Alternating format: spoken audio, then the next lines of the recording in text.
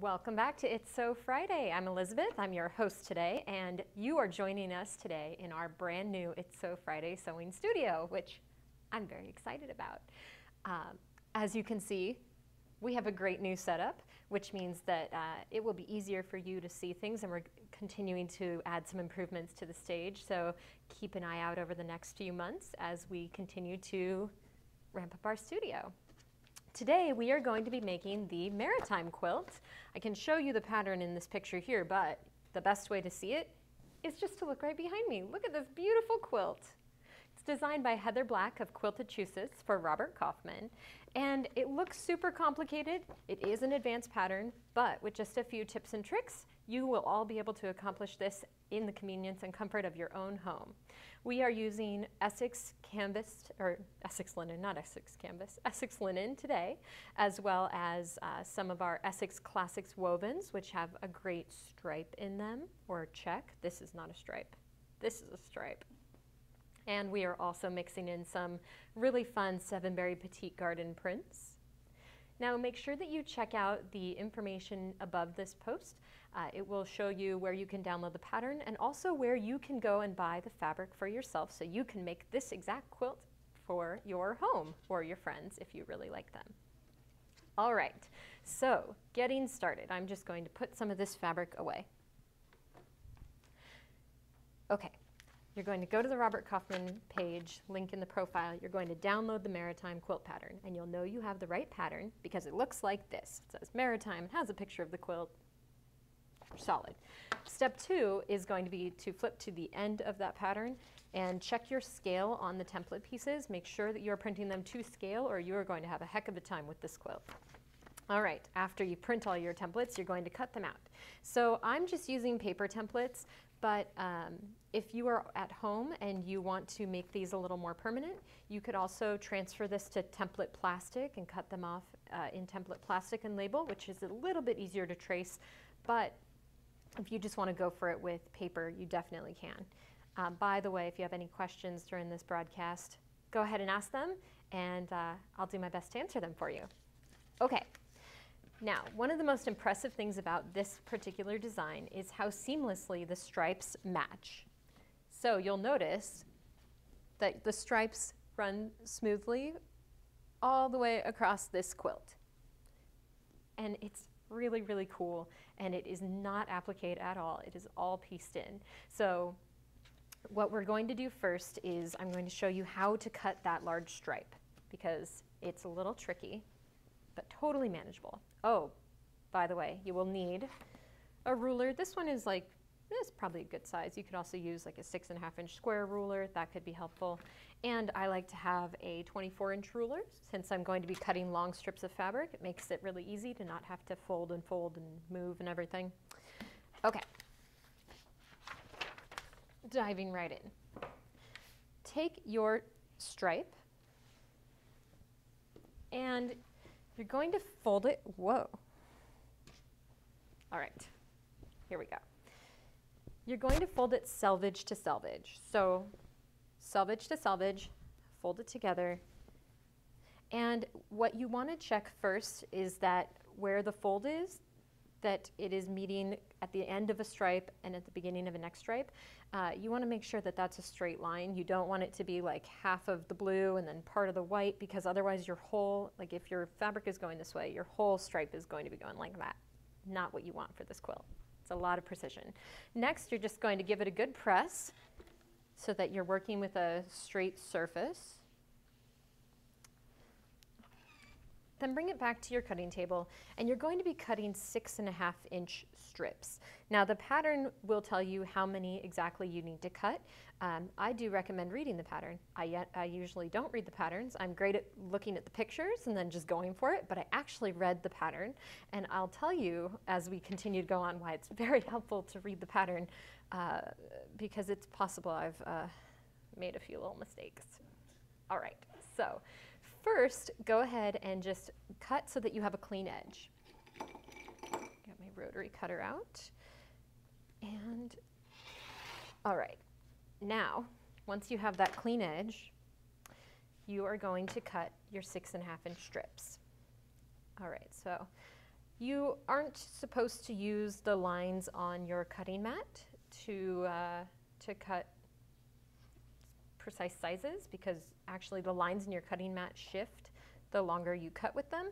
But I'm going to do it this time anyway, because this ruler is only 6 inches, not 6.5. So it is important that these strips are exactly cut correctly, because there's no squaring up later in these blocks. Well, not too much. So, all right, cut your 6.5 inch strip. When you're going through the pattern, go ahead and cut as many as it calls for, which I think it's like 14 or something. So you have a lot of this fabric. That's okay. Then set your fabric aside. Okay, here's the trick to these stripes. In order to get them to line up correctly, you have to do a little creative cutting to begin with. And so you cannot just start cutting 6.5 inch squares. You do need to open this up again, lay it out, and cut it one 6.5 inch square at a time. It's a little tedious, it takes a little more time, but the finished effect, definitely worth it. Looks so cool. Okay, so to start, you will end up needing, you're going to cut your squares, and I'll explain in a second, but you're going to need 16 pieces that have a 1/2 inch of the white color on the top and end in a 1/4 inch of the white, and you'll need 16 that start with a 1/2 inch of the blue at the top and end with a 1/4 inch of the blue.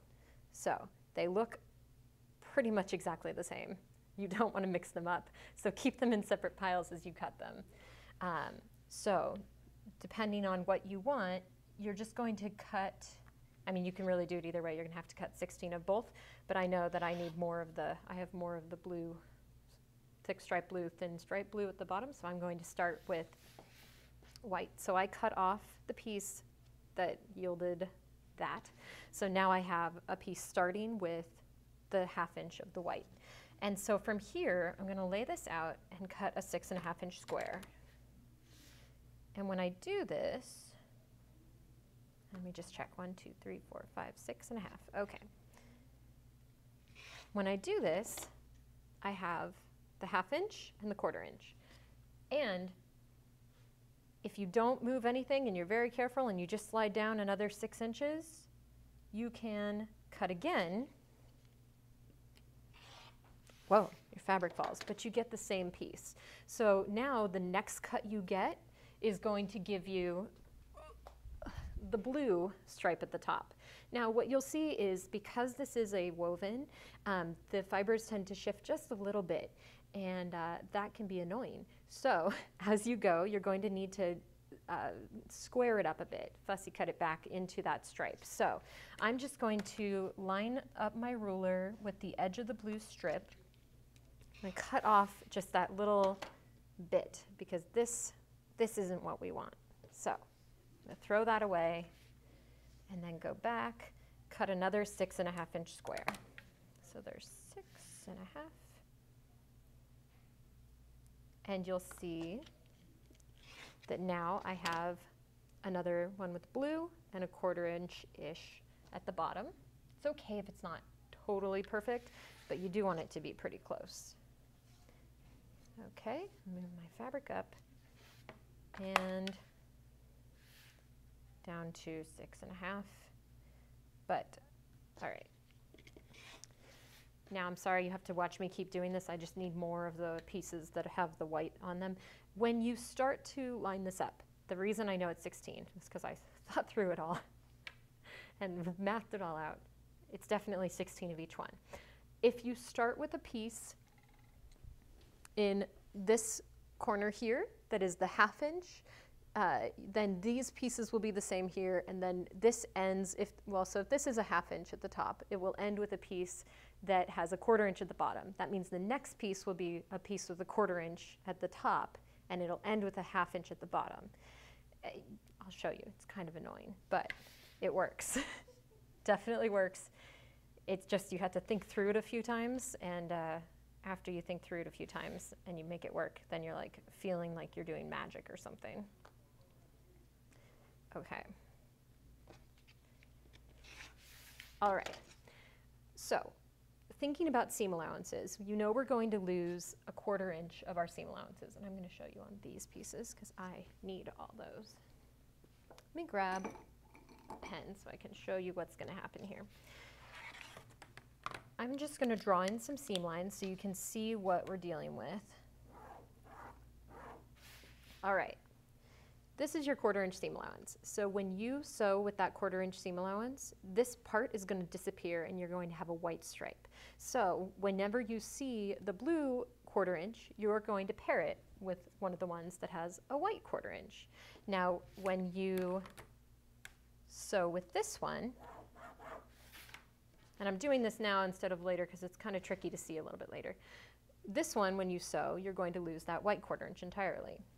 So, for instance, I'm just going to sew this real quick.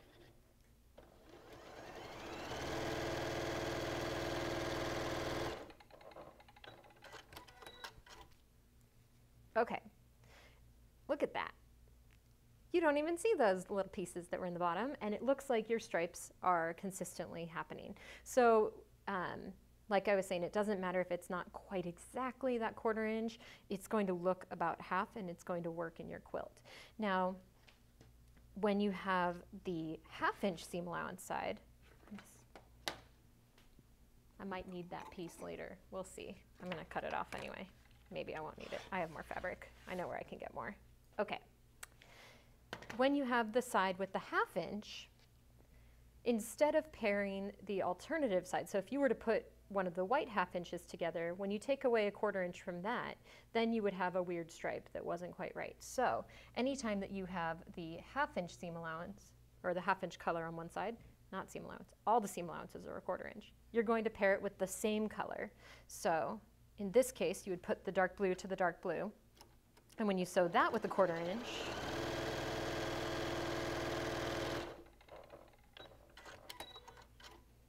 you end up getting a stripe that is a 1/2 inch. So it looks so great. And I know it looks so great because I'm just like watching Yael's face behind the camera, and I did that and she went. So maybe that was just for my benefit, but still, that's impressive. Anyway, that's why your layout is really important. So keep your stacks separate. Okay, next you're going to take your template, and using the picture on the front of your quilt pattern, you can count how many, and this is the one I use because I have lots of little X's. So I didn't even read the entire directions on this one, I just kind of went with it. I looked at the pictures, I said, okay, I need 1, 2, 3 that have this fabric. I'm going to cut 6 pieces then, because for each half circle on these interiors, you need 2 of these. Now, you're going to need to cut quite a few of this template, because for this template, this pairs with this, then you take another template and cut it all down to size. And we're going to show you how to do that. For starters, let's just do a really basic how to sew a curve. You will need, for the larger curves, one of the pieces that is a template C. And you will also need one of the exterior pieces, which is template D. All right, get ready to have your mind blown. Okay, you're going to fold this in half and match your ends, and you can finger press, or if you have an ironing station, you can just give it a little press. Just on the interior, what you want is that nice, crisp little line that marks where the center is. Great, right? You're going to repeat this process with your curve piece, corner to corner, give it a little press. Now, the beauty of linen is that it's not double-sided, or that it is double-sided, so you can have it either way. But if you were using like a quilting cotton, or like this one, where it has a very clear front and back, you would need to make sure that you sew it, the right way, so that the front ends up being on the front of the quilt and the back is on the inside of the quilt. But with linen, it doesn't matter. So what you're going to do is take this little indent and line up this other little indent so they're like holding hands, nesting right there. Then we're going to pin. I know, I don't like pinning, but sometimes it has to be done. And on curves, the minimum pinning is probably 3 pins per curve. So like I said, great quilt for yourself, You really got to love someone if you're going to give them this quilt, because it's a lot of pinning, a lot of curves, takes a little bit of time. Now, next step, once you have that in place, is you're going to match this end with this end and give it another little pin. And I'm using some really fine pins so that they go through my fabric without too much headache and don't leave like big holes. Repeat that process on the other side. And now you have 3 pins and a little bit of like woo happening. So you'll see if you lay this flat, this, because the curve has the bias in it, the fabric will stretch and move just a little bit to go along that curve. So if you're feeling really insecure with your sewing and your curves, you can add just a heck of a lot of pins. It's going to take you a long time, but you could do it if you wanted to. I don't think you need to, but it goes back to your confidence with pins. So if you pin every single time, you can have like 5 pins in just one little section, but you can see that it is keeping your fabric down really neat. So that's a really great way to make sure that you're controlling your seam allowances. Or if you're feeling risky, you could just keep it here and then just slowly guide it with your machine. So I'm going to do both. I like to move my pin cushion to the middle here while I'm pinning, especially if there are a lot of pins, because I don't like to have to stop often to pull out a pin. That's just annoying. Okay. At the beginning, I take a few stitches back just to lock it in, except that thread was not happening right now, so it didn't do anything. Okay, come on, machine. Let's try that again. I'm trying to pull my bobbin thread up. You know what? Keep a little spare piece over here, and you can just sew a little piece with it just to get your thread to behave. Of course, I go to sew. It's been sewing fine all day, and I go to sew on camera, and it's like, no, thank you. I don't want to. Didn't get a coffee break or something. All right. Are you feeling better? Let's see.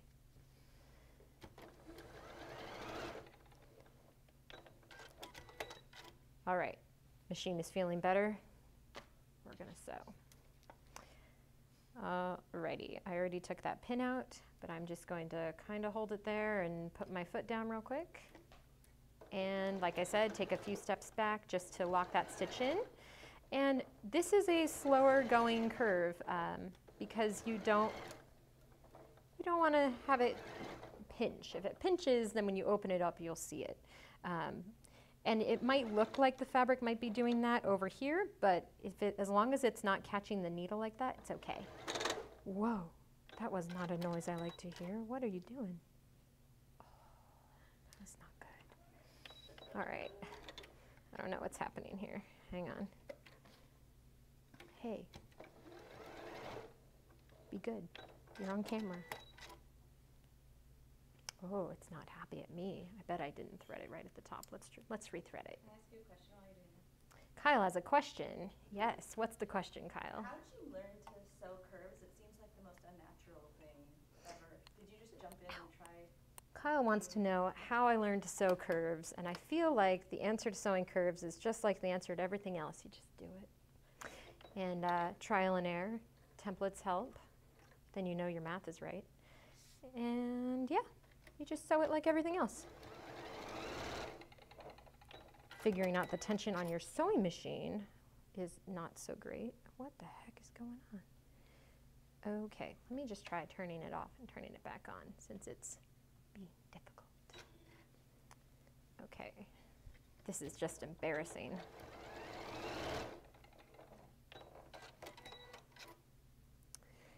Okay, so if I guess this is a lesson in tension. If the top looks terrible and the bottom looks terrible, maybe try taking the bobbin out, rethreading the machine. I don't know what's going on. It was working just fine. I think it has stage fright. Sorry, guys. This is real life, though. I have this discussion with my sewing machine at home, too.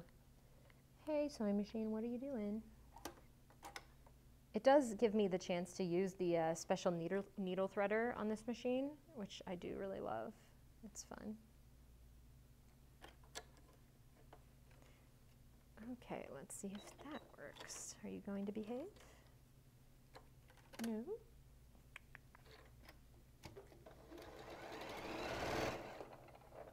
You're not looking like you're behaving. Oh boy. Maybe we have John bring us the other sewing machine.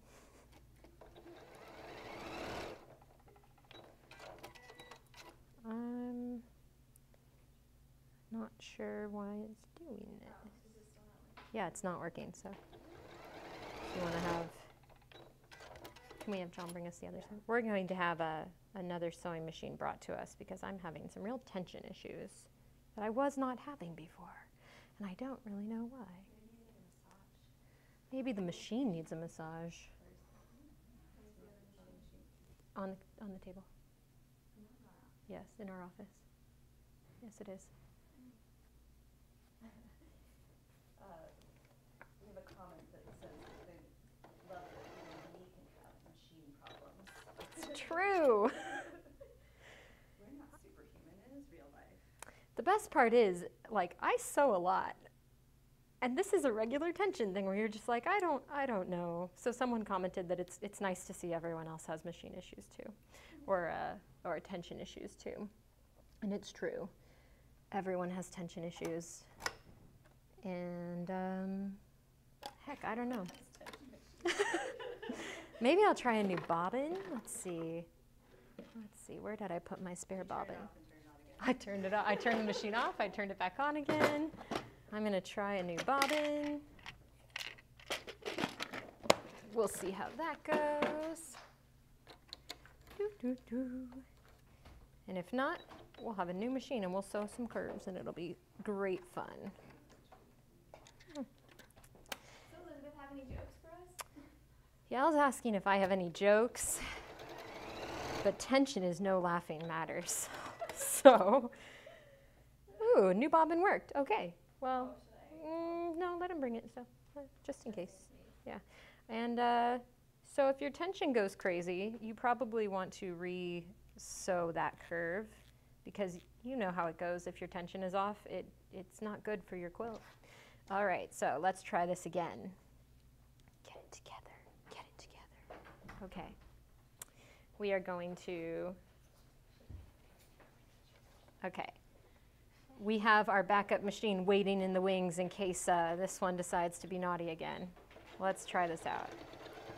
All right, so here we go. We're sewing this curve. It's kind of looking like it works. All right. Okay. Wow, look at that. We brought the new machine in and this machine was like, no, this is my chance. And it got it together, started working again. So, all right.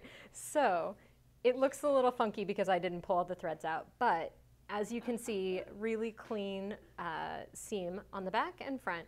And you can press this either way. Now, when you press it, you'll see that you have a 1/4 inch here, which means that'll get lost in the seam allowance, and that's what's going to make your circles look like they are touching. When you press, you can press either with this part up or you can press with this part in. And as I make these circles, I've been working on them one circle at a time, and I like to take turns, so I put it with its other part, and I might press this one up, and then on the next one, I'll press it in. That way, when I go to piece them together, I can nest the seams, and that helps reduce some bulk. So since this one isn't going to be used in our project today, I'm just going to press it out, and it's great. Often with curves too, it can really help if you have a little bit of flatter, so spray starch alternative, that just give it a little spritz, and that's going to help it lay nice and flat as you continue your patchwork journey here. Okay, let's clean this up because this is a mess.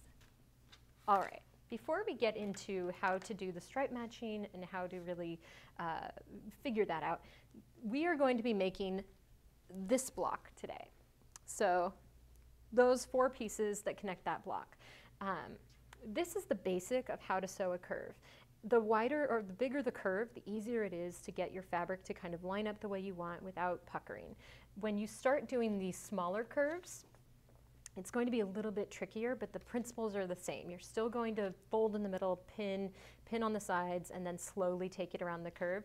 It just takes a little bit more time, and with linen it can stretch a little, so you have to take it slow. The other thing you really have to do is lay out your pieces first. So look at your picture here and lay it out the way you want it to be.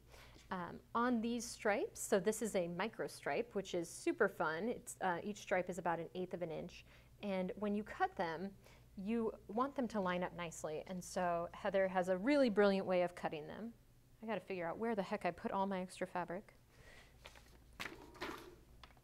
Okay, she talks about cutting things on the same plane. So to cut on the same plane, we're gonna press this little piece and I'm gonna show you kind of what that means first. You are going to want to create your own straight line. So you can see on this top that the white stripe is thinner at the sides than it is in the middle, and that means that if you were to cut it just like this, your stripes might not match up. So what you'll do is first create your straight line. So I'm lining up the top of the blue line and cutting off this excess bit. You'll do this a lot in this quilt, but like I said, it's totally worth it. Now you have a straight line, and this template is just over 3.5 inches long, so I'm going to cut a piece off of this. And make sure when you cut yours at home that you are following the cutting directions in the pattern, not just whatever I'm doing here. Because I'm just going to cut a piece here so that I can show you this. Okay. Now you have this here. When you line up your pieces, you want to make sure that you're going to use the same straight edge like this, basically. That's going to keep your pieces great.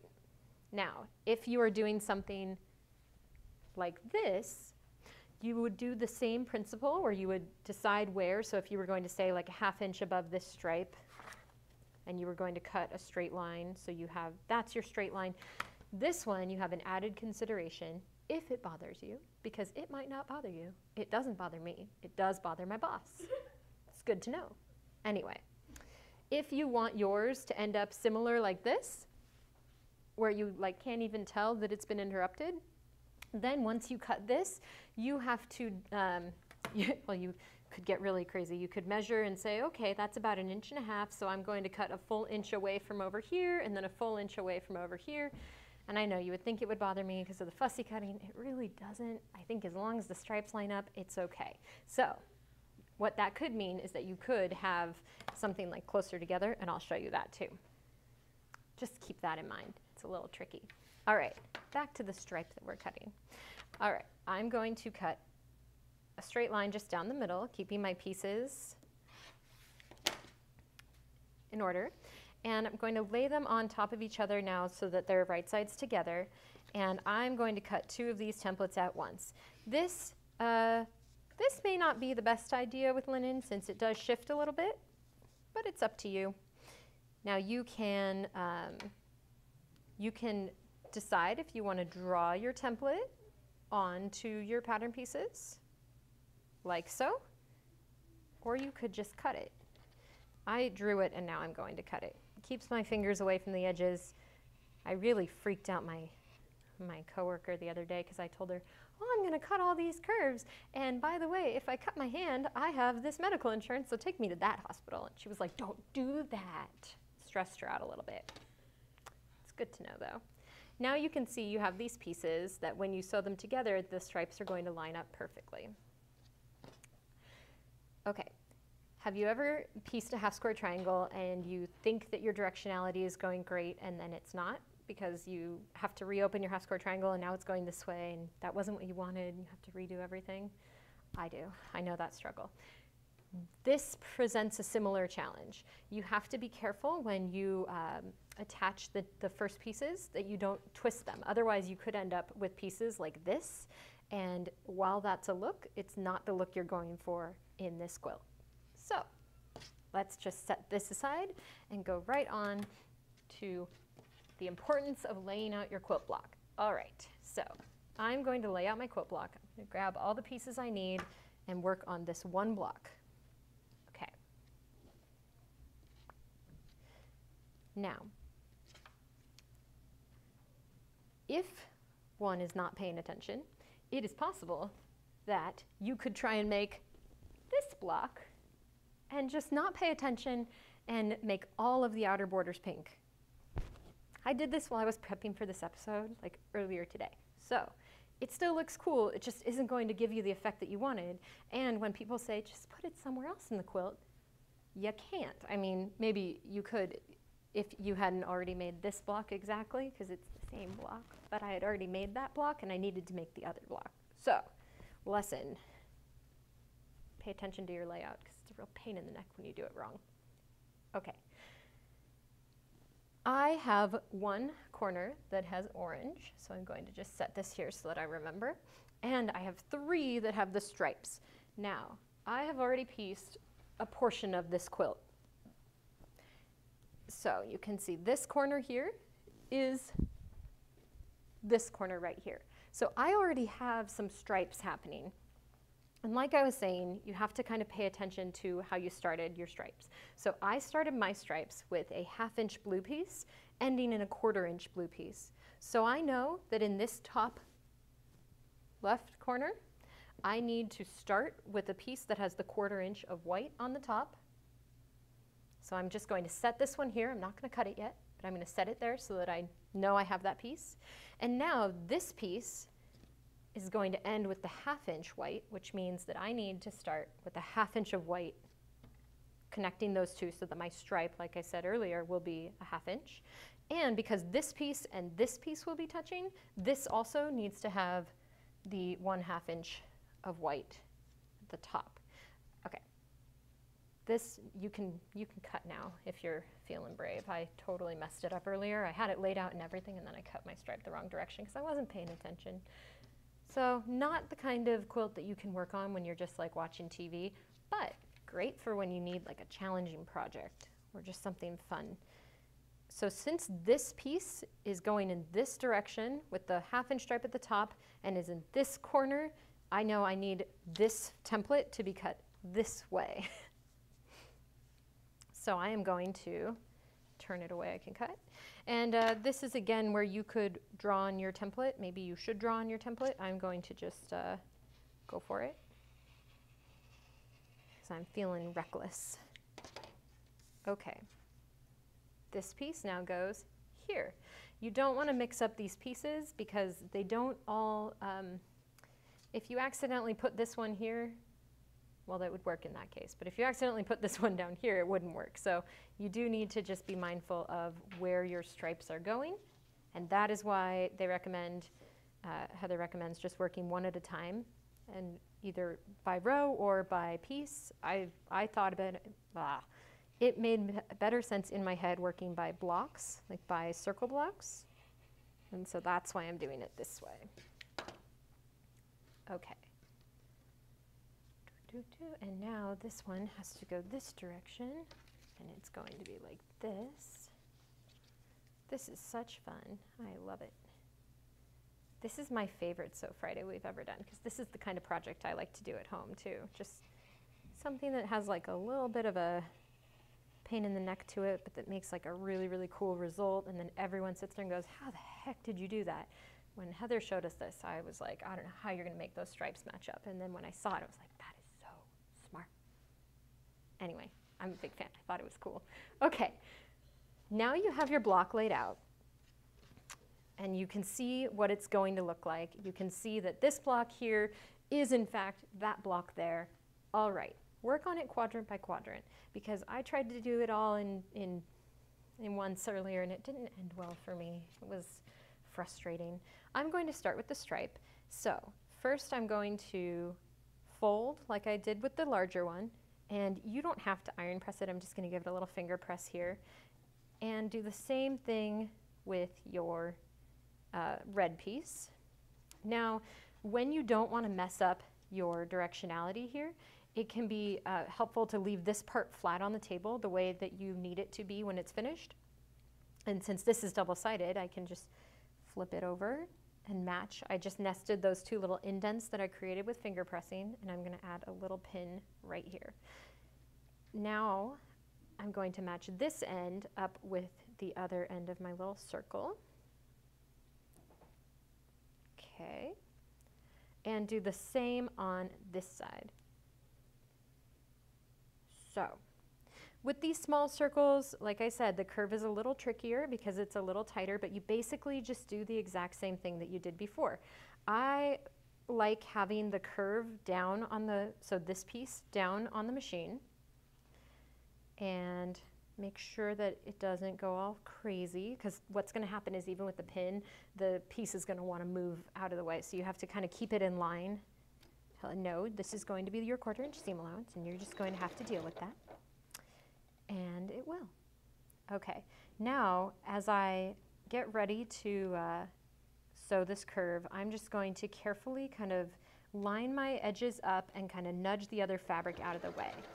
If you have a knee lift for your machine, which looks like this and hooks into the front, it's great because you can use your knee or your hip, whatever here, to lift the foot. And so you can use both hands to kind of finagle your fabric while you use a knee lift to just gently change the position of where your fabric is at under the presser foot.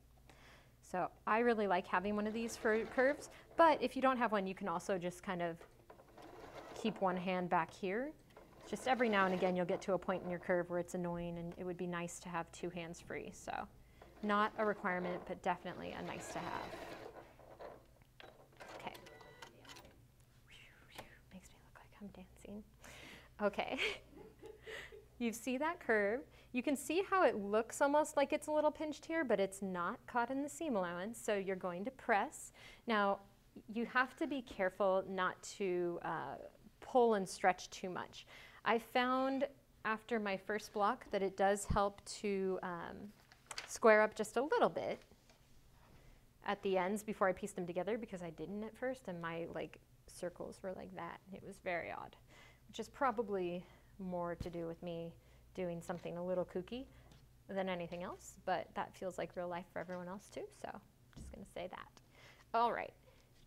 Now it's time to attach this to this, but you can't because they're square. So first you have to take your template C, and you're going to use your template C. You basically created a new 6.5 inch square, and you are going to cut your template out of it. So I'm matching my points and just going to cut along that curve. Be real careful. Wasn't that beautiful? Always close your rotary cutter. Now you are ready to sew these pieces together. Now again, be careful, because if I accidentally flip this piece, I'm going to have a stripe going the wrong direction, which would be no bueno, and you'd have to fix it, and it would be annoying. So let's just not have that issue. Fold corner to corner and finger press, and again fold corner to corner and finger press. Then with it flat on the table, just flip that one right sides together, that, and go ahead and put a pin right in the middle. Now you have your piece, and you're going to take this edge, line it up over here, and pin again. Just like you did with that very first curve, you're going to repeat that here. So it's the same process now as when you sewed just this plain one. It's just now you have a fancy one because you made a little cutout there. And like I said, you could add more pins if you're feeling the need, or if you are feeling confident, you do not need to keep pinning. You can just go for it. A few stitches back. And I am just going a little slow since I didn't pin. Now I have to adjust my fabric so that my seam allowance stays a consistent scant 1/4 inch. Just got to my middle pin. I'm going to take out my pin before I sew over it. That is important. Otherwise you end up with a lot of pins that all go at 45 angles and crazy, and not really what you need when you want a straight pin. That is what almost all of my pins look like at home, because I forget that they're there because I don't like pinning. But with curves, you have to pin. Well, I think you have to pin. Some people might say you don't have to pin. All right. I'm going to press this the same way I pressed the inner curve. So on this one, I pressed it out, so I'm going to press this one out like this as well. So I'm just going to lay it flat. Wow, I have a mess of fabric happening on the ground here. I'm going to give it just a little spritz, and a quick press. I'm trying to be very careful not to pull my fabric because linen will go like, hello, thank you, and it'll add an extra little wonky bit that you don't want to it, which is why you might have to square up. So you can kind of see like maybe it's going a little bit, that's probably from my ironing. So we'll fix that before we sew it all together. Now you're going to repeat this process that you just did with this beautiful double curve 3 more times. Well, if you're doing the whole quilt, more than 3 times. We're going to do it 3 more times. So let's try this again. Again, just being careful not to switch your placement on your stripes. And you're going to flip them, add that middle pin, and then add this small one. Okay, now when you're working with solids, like, so this has a stripe, but on the top part, it's just a solid. I love it when they're solids because then there's no directionality that you have to pay attention to on your curves, so you can just go for it. So on those ones, if I'm feeling like it, like now that I know that this one is where it needs to be, I might leave this here so that I don't mess that up. But on these, I can just kind of chain piece them. So if you know that you have some really basic ones, you could just chain piece and flip them as needed because it's going to stay the way you want, which is so nice.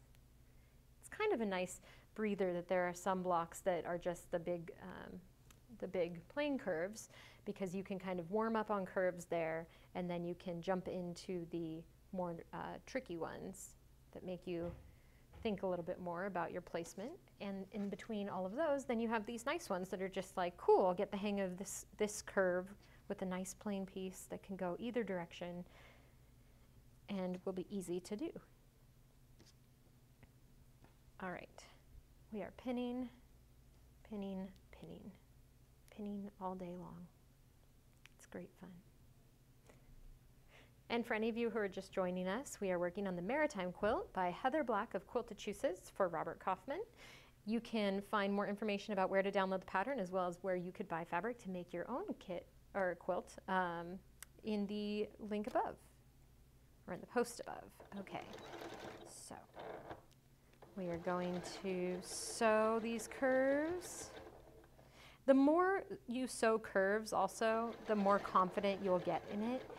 It's just like anything else. It's kind of like how to hold the fabric, how to maneuver it as it works through your sewing machine.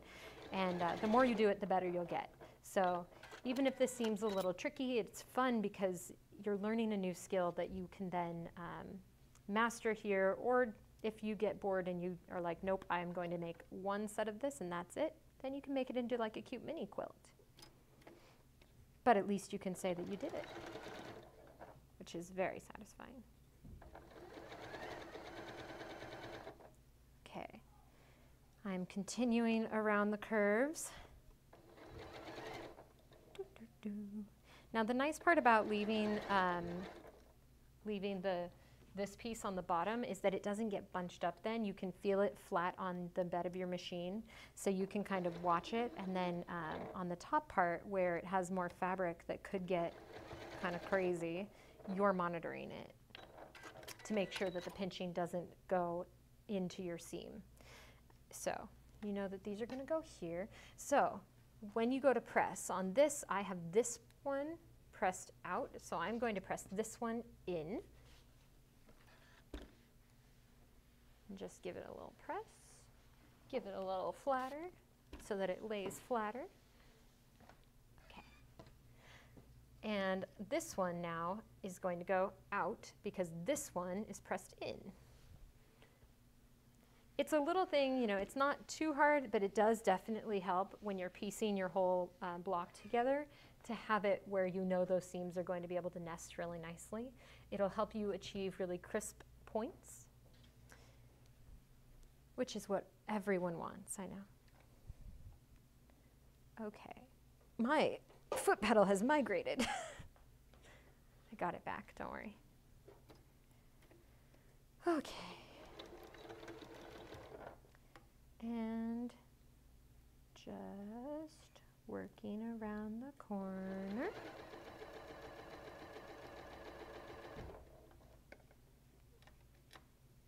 Okay.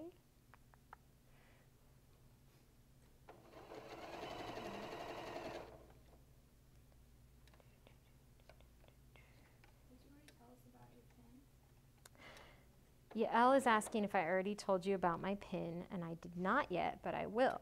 So I am wearing this little button today because I am in the middle of a move at home, and so all of my stuff is everywhere. And as I was walking out the door, I saw this on my coffee table, which is funny because I don't know why it was in my coffee table, except that I think it was meant to be worn today.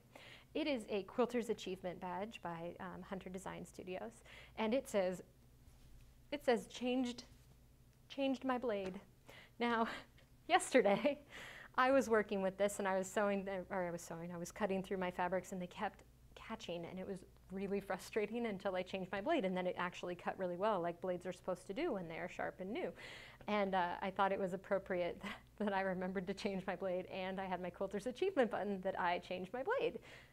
Lesson to everyone here, when you're cutting your pieces for curves, it goes a lot easier if you're using a new blade. So remember to change your blade. Yep. All right. So these two pieces are both pressed out, so I'm going to press this one in. And ha-ha. All right. Now we have the pieces that are partially done. We are going to now cut using your other template and line up your points and go ahead and cut. Okay. And we're going to do it again. Oh, wait, okay. Kyle and Yael are laughing at my sound effects. I don't know about any of you. Oh, Kyle thinks I'm going to cut my hand. I've only done that one time, so probably I won't. Okay, I'm going to do it one more time.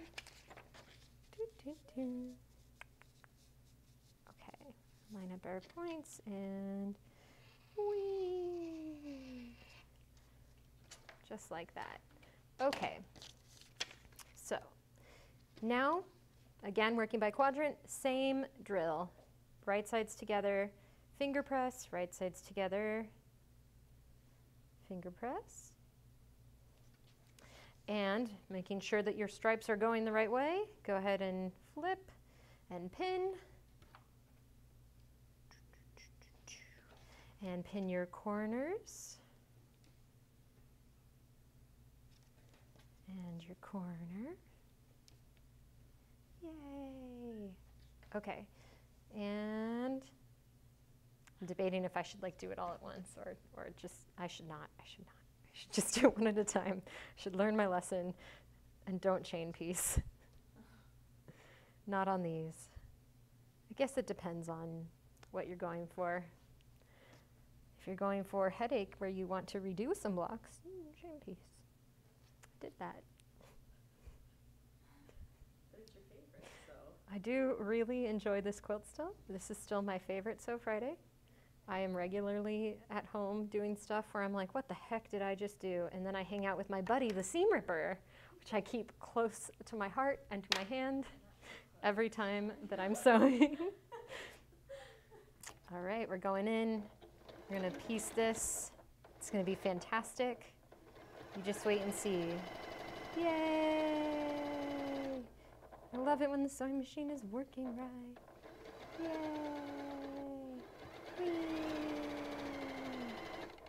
And see, it starts, so here's a neat little trick that I keep doing. I use the edge of my pin as we get close. I use the edge of my pin to catch outside where the seam allowance is and kind of help guide the last little bit of that fabric through because my finger doesn't fit there and I also don't want to sew through my finger. So basically, as it gets close to the edge of the machine, I use my pin right about here to kind of guide it through the machine and keep this piece from flinging out and cutting off your seam allowance. It's it's fun. Now, because I already figured out my direction of pressing the first round in, I just have to copy it again. So now on this one, I'm going to press down. And it's going to work splendidly. You will see, it will be splendid. Oh, for splendid. All right, now you see these are all in and these are all out, so I'm just going to go ahead, and before I do this, I'm just going to start. So I'm going to butt my seams up next to each other here. You can see that they nest, and give it a little pin. And same with these edges here. So butt your seams up next to each other again. I just want you to know what I'm working with here. Every time I say butt your seams up next to each other, Yael and Kyle both go.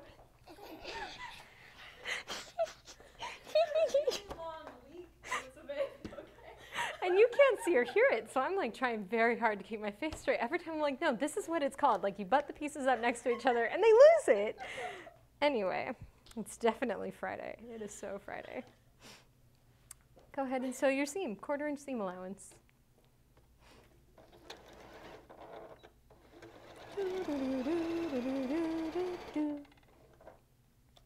Okay.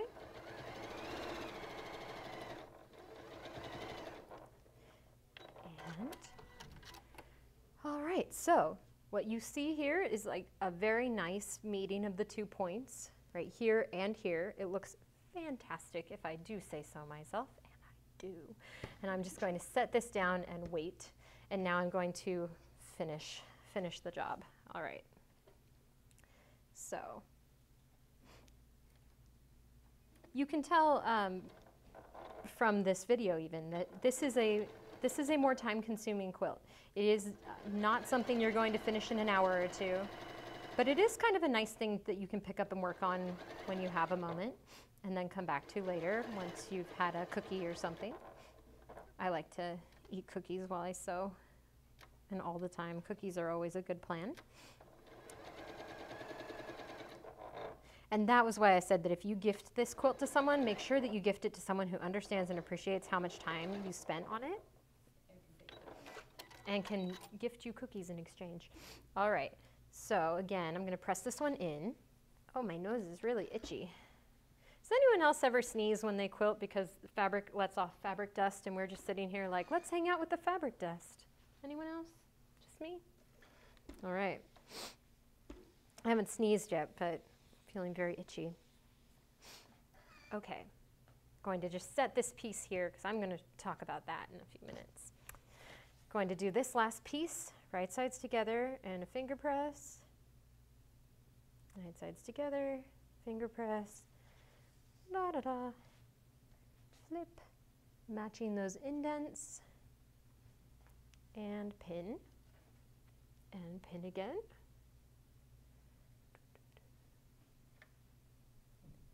There's like an opinionated joke here. I have to sneeze. Oh, I thought you were really angry at your fabric. I'm not angry at my fabric. I just have to sneeze. All right, we'll see. We'll see if that happens. Oh my goodness. Okay, I'm going to sew my last curve. My eyes are starting to water from trying not to sneeze. Okay. All right, let's go. Yay. Do, do, do. Do, do. Whoa, my pin came loose. It is doing its own thing over here. I fixed it, corralled it, and made it work. And again, I'm going to use my pin here to just kind of guide that seam back into line because it's trying to go crazy. Okay. That seam looks great, so I'm just going to give it a little press again.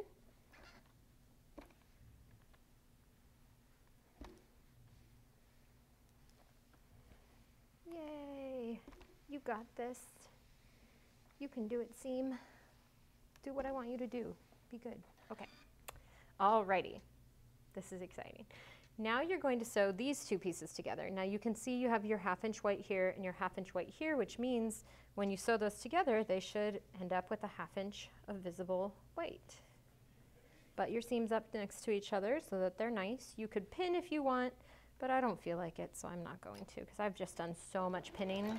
I feel like I've done enough pinning for the day. I haven't actually. I'm going to have to pin again, but for now I'm just going to let myself feel like it was done. Okay.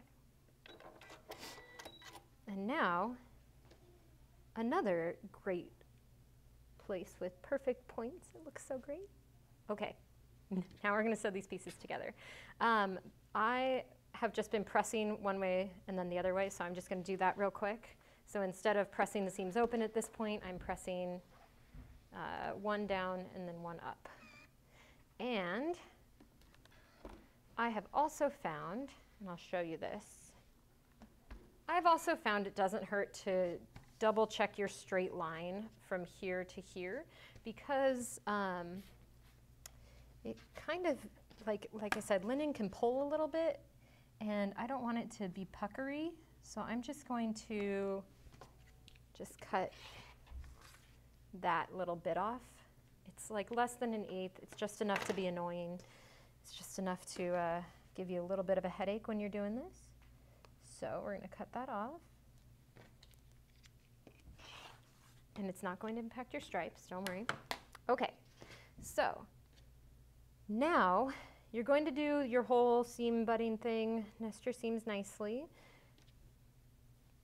And I like to look at where my seam meets in the middle, make sure that that's looking good. And what you'll see on the side, ow, I just pinned my finger.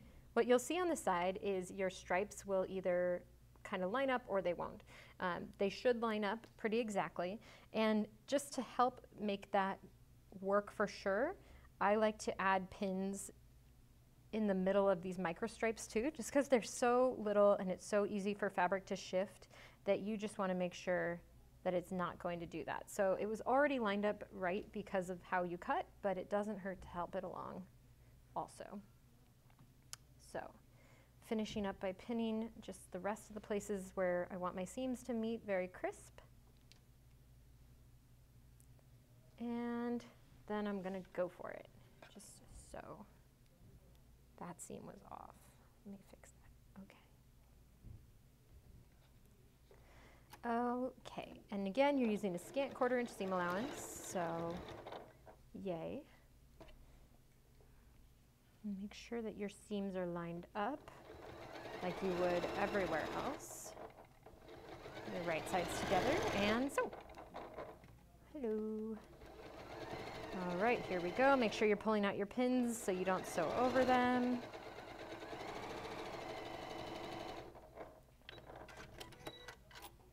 All right, so if you've done it right, and we did, look how great that looks. Your stripes are looking great. It'll look even better after we press it. So let's just give it a little bit of flatter. Give it a little press from the back, and then I'm going to turn it to the front and press it. Okay. So you can see your stripes look great. They look great in the micro stripe, but they also are looking consistent through here. So you're seeing your 1/2 inch stripe continuing all the way down. Now, I've already made the first row of the quilt behind us. And I also worked on the second one because I don't know, I did. I thought it was important. Okay. And once you know where you'd like your pieces to go, make sure that you are looking at the edge and that you don't have some crazy stuff going. I've been just squaring up my point to point and making sure that any of this like little bit of, whoa, I just took off part of my ruler. That's how you cut your hand. I didn't though, don't worry. Make sure any of that little bit that's like kind of excess or that pulled over is cleaned up. And now when you line these up, you're going to want to check your stripe, and it's looking really good, but you're also maybe going to need to help it a little bit. I helped mine a little bit because I want it to look great. It already does, but you know. So by helping, I am pulling the pin, or I'm not pulling, I am pinning where the stripes connect so that I know that they are looking consistent and nice. And pinning at your center seam, and then on this one, because it doesn't have any crazy stripe to match and I just know I need the points to match, I'm pinning there. And for good measure, I guess I'll stick one more pin here. I mean, I'm already pinning, so I might as well. All right. When I'm sewing these seams, like to start with the stripe and then go to the solid, because then I know that the stripes are taken care of right away and I don't have to worry about them.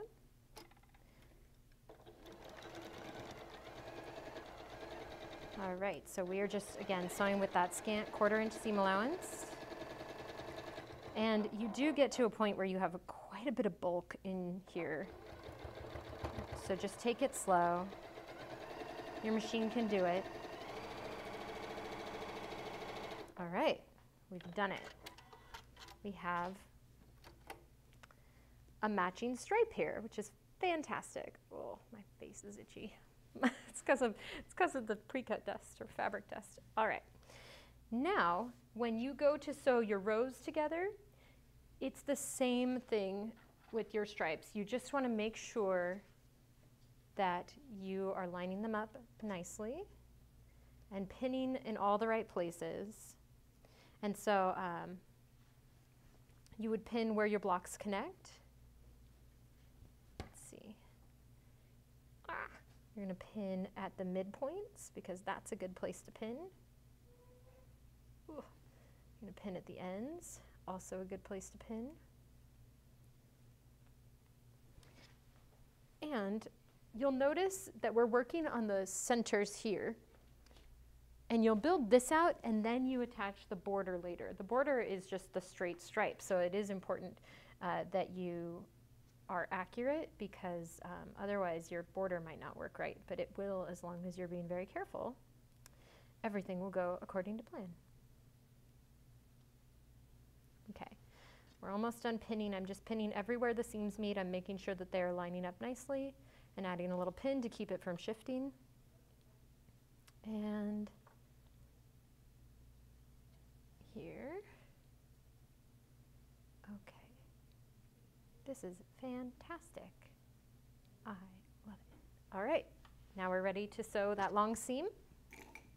Let's get this stuff out of here. Isn't it nice to have a little cup where you put all your stuff so it's not everywhere? Guess so. It's very nice. What the heck? Oh, I almost sewed the wrong thing together. That would have been embarrassing. Whew. Don't worry. I'm sewing the right thing now. And again, just over the seam bulk, just take it slow. I like to kind of hold back here so I can kind of gently tug it along if I need to. And this is the point where if you have this table, you can always back your machine up on the table a little bit so some of the fabric is resting on the table instead of just hanging off the edge.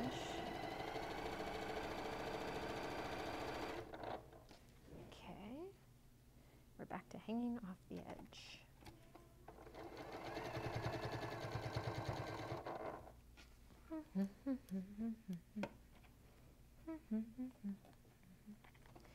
And again, just kind of gently helping it through the thicker parts. Unpinning as we go.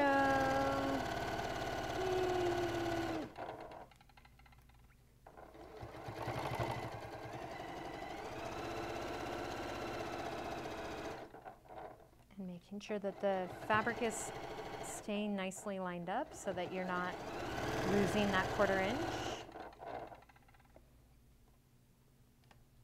Okay.